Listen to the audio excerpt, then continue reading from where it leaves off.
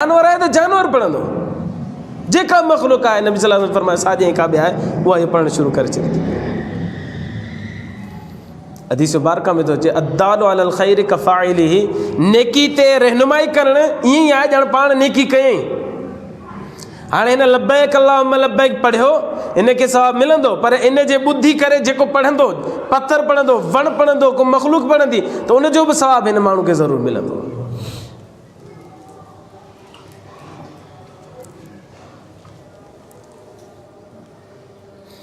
जाबिर बिन अब्दुल्लाह रज़ी अल्लाह ताला अन्हु जन फरमाइनि था नबी करीम सल्लल्लाहु अलैहि वसल्लम जिन इरशाद फरमायो, हिकिड़ो माण्हू एहराम जी हालत में सॼो ॾींहुं तलबियो पढ़ंदो रहियो, हालत एहराम में सॼो ॾींहुं तलबियो पढ़ंदो रहियो हत्ता के सिज लहियो। उहो सिज ईअं लहंदो आहे ॼण हिन जा सभु गुनाह खणी करे गुरूब थी वियो आहे ऐं ईअं पाक साफ़ थी वेंदो आहे। नबी सल्लल्लाहु अलैहि वसल्लम फरमायो जे ॼण माउ जे पेट मां अॼु ताज़ो ताज़ो ॼायो हुजे, गुनाहनि खां ई पाक थी वेंदो आहे। तलबियो हिकिड़े ॾींहं जे पढ़ण जो, केतिरा ई ॾींहं ताईं माण्हू हुते रहंदा, तलबियो पढ़ंदा रहंदा, अंदाज़ो लॻाए कहिड़ी सआदत जी ॻाल्हि आहे। जेको माण्हू हज नथो करे उहो माण्हू हिन नेमत खां ऐं सआदत खां महरूम रहे थो। इब्न माजा जी रिवायत। अबू हुरैरा रज़ी अल्लाह ताला अन्हु जन फरमाइनि था नबी करीम सल्लल्लाहु अलैहि वसल्लम जिन इरशाद फरमायो, जेको माण्हू हज करणु अचे थो या उम्रो करणु अचे थो, इहो अल्लाह जो महिमान आहे। साईं PM साहब जो महिमान आहे, साईं वज़ीर आज़म जो महिमान आहे, साईं सदर साहब जो महिमान आहे। असां हुनखे एज़ाज़ सां ॾिसंदा आहियूं, इकराम सां ॾिसंदा आहियूं, हुनजी दिलजोई कंदा आहियूं, हुन सां ख़ुशि थींदा आहियूं। हे साईं मुंहिंजे मुर्शिद जो महिमान आहे, मुंहिंजे उस्ताद जो महिमान आहे, हुनजी केॾी क़दरदानी कंदा आहियूं असां। नबी सल्लल्लाहु अलैहि वसल्लम ने इरशाद फरमायो, जेको माण्हू हज या उम्रो करण जे लाइ वञे थो पियो, उहो अल्लाह तबारक व तआला जो महिमान आहे। जेका दुआ कंदो अल्लाह साईं क़बूल फरमाईंदुसि, जंहिंजे लाइ मग़फ़िरत घुरंदो अल्लाह साईं मग़फ़िरत जो परवानो अता फरमाईंदुसि। इब्न माजा जी रिवायत। अबू मूसा अशरी रज़ी अल्लाह ताला अन्हु जन फरमाइनि था नबी करीम सल्लल्लाहु अलैहि वसल्लम ने इरशाद फरमायो, हाजी हज करे थो पियो, अल्लाह तबारक व तआला उनखे 400 घर, रावी खे शक आहे थोरो, 400 घर या 400 माण्हुनि जी सिफ़ारिश क़बूल करण जी अहलियत ॾेई छॾींदो उन माण्हू खे, हाजी खे। माना क़यामत जे ॾींहुं हाजी जंहिंजो हज क़बूल थिए थो पियो, क़यामत जे ॾींहुं या त 400 घरनि जी सिफ़ारिश कंदो या 400 बाननि जी सिफ़ारिश कंदो।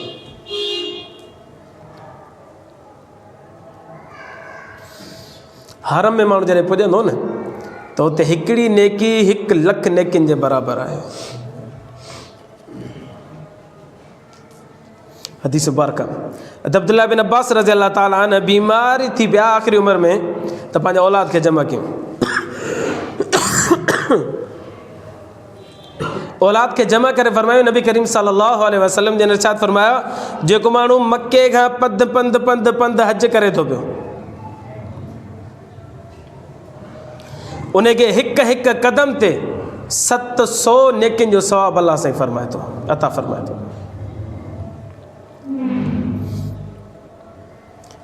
हाजी मके में रहे थो, हज करण जे लाइ हुदूद हरम में अचे थो पियो, हिकिड़े कदम ते 700 नेकियूं, ॿिए कदम ते 700 नेकियूं, टे कदम ते 700 नेकियूं, चौथे कदम ते 700 नेकियूं, कदम कदम ते अल्लाह तबारक व तआला 700 नेकियूं अता फरमाए थो।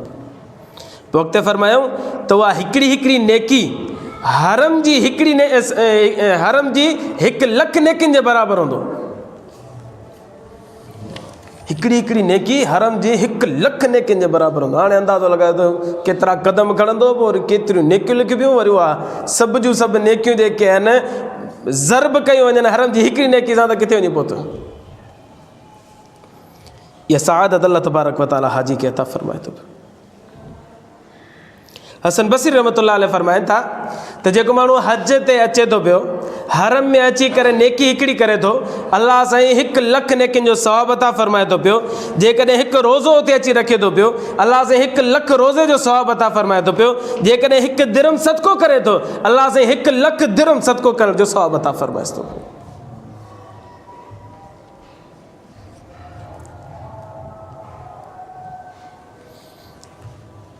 जॾहिं माण्हू वञे थो हाजी हज करण जे लाइ त ज़रूरु हुनजो काबतुल्लाह सां राब्तो थींदो, ज़रूरु थींदुसि। नबी करीम सल्लल्लाहु अलैहि वसल्लम जे इरशाद फरमायो, अब्दुल्लाह बिन अब्बास रज़ियल्लाहु ताला फरमाइनि था, अल्लाह जे रसूल सल्लल्लाहु अलैहि वसल्लम जे इरशाद फरमायो त अल्लाह तबारक व तआला रोज़ाना 120 रहमतूं काबतुल्लाह जे मथां नाज़िल फरमाए थो पियो। उन मां 60 रहमतूं जेके आहिनि उहे तवाफ़ करण वारनि जे मथां वसनि थियूं, ऐं 40 रहमतूं उते नमाज़ पढ़ण वारनि जे मथां वसनि थियूं पियूं, ऐं 20 नेमतूं जेके आहिनि उहे काबे जो दीदार कनि था पिया, उन्हनि जे मथां वसनि थियूं पियूं। जेको हज ते वेंदो उहो हिननि सआदतुनि खां महरूम कोन रहंदो।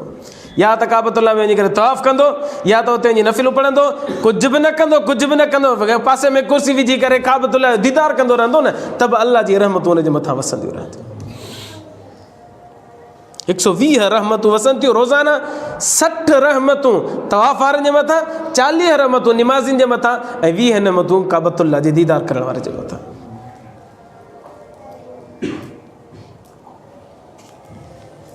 अब्दुल्ला बिन अमर बिन आस रज़ियल्लाहु ताला अन्हु फरमाइनि था, नबी करीम सल्लल्लाहु अलैहि वसल्लम ने इरशाद फरमायो, जेको माण्हू सुठे नमूने सां वज़ू करे ओ हजर असवद वटि अचे ऐं इस्तिलाम करे, सलाम करे ऐं तवाफ़ शुरू करे, जीअं तवाफ़ शुरू कंदो अल्लाह जी रहमत उन खे मथां समाइजी वेंदी, घेराव करे छॾींदी उन बान खे। पोइ हर क़दम ते अल्लाह तबारक व तआला 70,000 नेकियूं अता फरमाईंदुसि, 70,000 गुनाह माफ़ थींदसि, ऐं 70,000 हुन जा दर्जात बुलंद थींदा पिया। ई तवाफ़ करण वारे खे इहे नेमत अल्लाह साईं अता फरमाए। सहाबा किराम अर्ज़ कई, अल्लाह जा रसूल सल्लल्लाहु अलैहि वसल्लम एतिरा हुन जा गुनाह ई न हुजनि, 70,000 इलाही गुनाह न, एतिरा गुनाह ई न हुजनि, पोइ साईं जन फरमायो जेकॾहिं गुनाह न हूंदा अल्लाह साईं नेकियुनि में हुन जे दफ़्तर में नेकियूं लिखणु फरमाई थो। जेकॾहिं 70,000 हुन जा गुनाह हुआ, हिकिड़ो क़दम खईं त 70,000 गुनाह माफ़ थी वियसि, हाणे ॿियो क़दम खणंदो त हाणे गुनाह आहिनि ई कोन, माफ़ किथां थींदा? अल्लाह साईं 70,000 नेकियूं गुनाहनि जे बदिले में नेकियूं लिखणु फरमाए थो। गुनाह न हुया कि छा मिटाइजे, इन करे नेकियूं अता फरमाए थो। अनस बिन मालिक रज़ियल्लाहु ताला अन्हु जन फरमाइनि था, नबी करीम सल्लल्लाहु अलैहि वसल्लम जन सां गॾु मां वेठोसि मस्जिद ख़ीफ़ में, मिना में मस्जिद आहे जेका, उते वेठासीं त 2 सहाबी सगोर आहे, हिकिड़ो अंसारी हो, हिकिड़ो सक़फ़ी हो।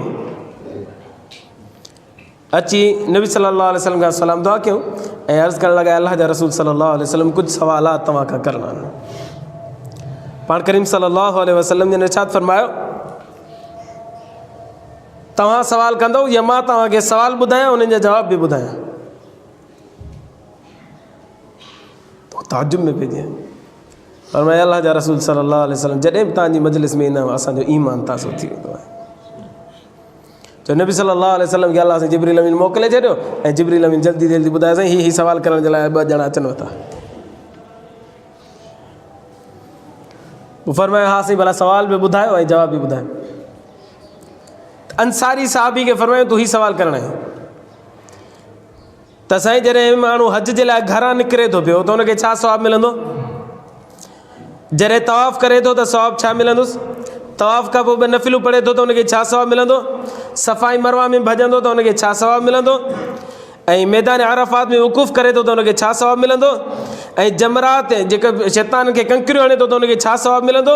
क़ुर्बानी करे थो त हुनखे छा सवाबु मिलंदो? मथो कूड़ाईंदो त हुनखे छा सवाबु मिलंदो? ऐं आख़िर में वरी बैतुल्लाह जो तवाफ़ कंदो त हुनखे छा सवाबु मिलंदो? इहे सवाल हुआ? जा इहे ई सवाल हुआ। साईं फरमायो, जवाबु ॿुध।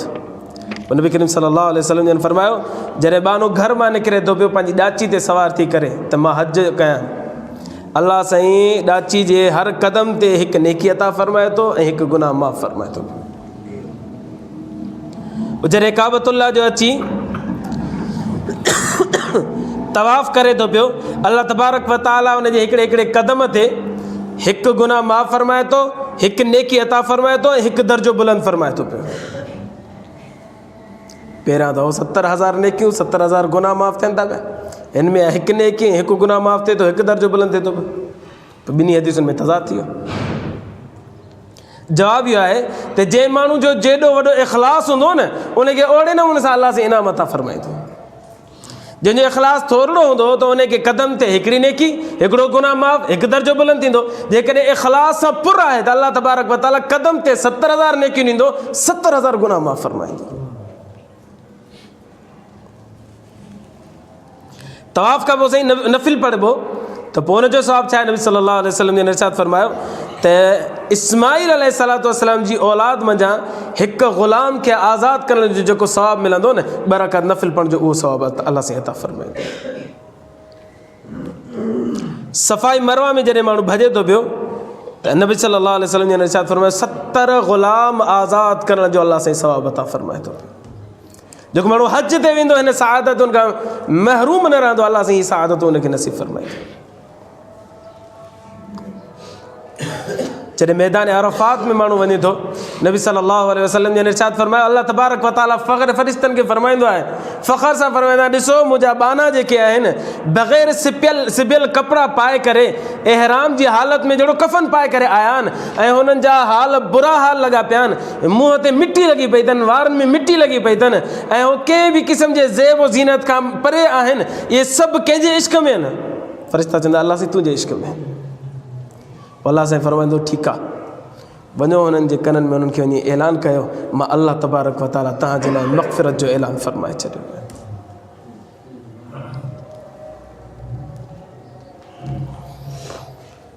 ऐं जेको नबी सल्लल्लाहु अलैहि वसल्लम ने फ़रमायो, जेको शैतान खे कंकरी हणे थो न, हिकु कंकरी जे बदिले में अल्लाह साईं उहो गुनाह माफ़ फ़रमाए थो जंहिं गुनाह जे करे जहन्नम वाजिब थी चुकी हूंदी आहे। साईं जन फ़रमाया क़ुर्बानी जो सवाबु इहो अल्लाह साईं पाण वटि महफ़ूज़ रखियो, इहो ज़ख़ीरो फ़रमाईंदो। क़यामत जे ॾींहुं अल्लाह तबारक व तआला उहो इनाम अता फ़रमाईंदो। क़ुर्बानी हिते कंदो, क़यामत जे ॾींहुं अल्लाह साईं उहो अजर अता फ़रमाईंदुसि। हाणे उहो छा आहे? सख़ी पंहिंजे सख़ा जे मुताबिक़ ॾींदा आहिनि। हिकिड़ा अहिड़ा माण्हू हूंदा आहिनि जेके सखावत कंदा आहिनि त 2 रुपया 5 रुपया ॾींदा आहिनि। हिकिड़ा अहिड़ा माण्हू हूंदा आहिनि जेके 10 रुपया 20 रुपया ॾींदा आहिनि। हिकिड़ा अहिड़ा सख़ी बि हूंदा आहिनि जेके 50 रुपया 100 रुपया बि ॾींदा आहिनि। हिकिड़ा अहिड़ा सख़ी बि हूंदा आहिनि जेके 500 या 1000 जा बि नोट न कढंदा आहिनि। छो? जेॾी दिलि वॾी हूंदी ओॾी सखावत हूंदी। अल्लाह तबारक व तआला क़ुर्बानी करण वारे खे जेको अजर ॾींदो, सखा कंदे अंदाज़ो लॻायो अल्लाह जहिड़ो सख़ी आहे त सखावत बि ओॾी अता फ़रमाईंदो।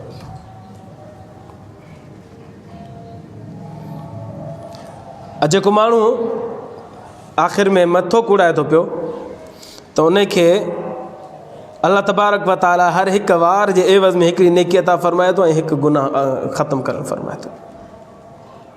हिकिड़ो मसइलो ॿुधाईंदो हलां, इलाही दोस्त न वेंदा आहिनि हज ते, वरी वापसि मोटे अचनि त कूड़ाईंदे ई कोन्हनि। दोस्त त ठहियो, असांजा वज़रा जेके आहिनि उहे वञनि था पिया, अल्हम्दुलिल्लाह इमरान ख़ान बि वियो ओड़ो ओड़ो मोटी आयो, नवाज़ शरीफ़ वियो उहो बि ओड़ो ओड़ो मोटी आयो, ॿिया बि वेंदा आहिनि ओड़ो मोटो गंज कराईंदा ई न आहिनि। उन्हनि जो एहराम जेको गंज न कराईंदो न उनजो एहराम खुलंदो ई कोन, अञा ताईं एहराम जी हालत में हूंदो। एहराम खोलण जे लाइ शर्त आहे त गंज कराए। लिहाज़ा उलमा खां पुछणु घुरिजे, साईं मूंखे 2 साल थिया आहिनि, मां उमिरो करे आयुसि, मूं मथो कोन कूड़ियो हो, हाणे छा करणु घुरिजे? एॾो सख़्तु मसइलो आहे, एॾो सख़्तु मसइलो आहे जो हैरान थींदो तव्हां।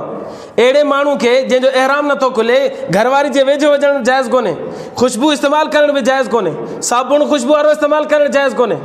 हाणे हीअ वापसि त अची वियो आहे, एहराम पंहिंजे तौर ते खोलियो त अथई, पर उनजो रूहानी एतबार सां एहराम खुलियो कोन्हे। एहराम खोलण जे लाइ जेका शर्त हुई उन पूरी कोन कई, उहे मथो कूड़ाइणु। नबी करीम सल्लल्लाहु अलैहि वसल्लम ने इरशाद फ़रमायो, अल्लाह उनजे मथां रहमत फ़रमा जेको मथो कूड़ाए थो, अल्लाह उनजे मथां रहमत फ़रमा जेको मथो कूड़ाए थो, अल्लाह उनजे मथां रहमत फ़रमा जेको मथो कूड़ाए। साईं 3 दफ़ा दुआ घुरियूं उन माण्हू जे लाइ।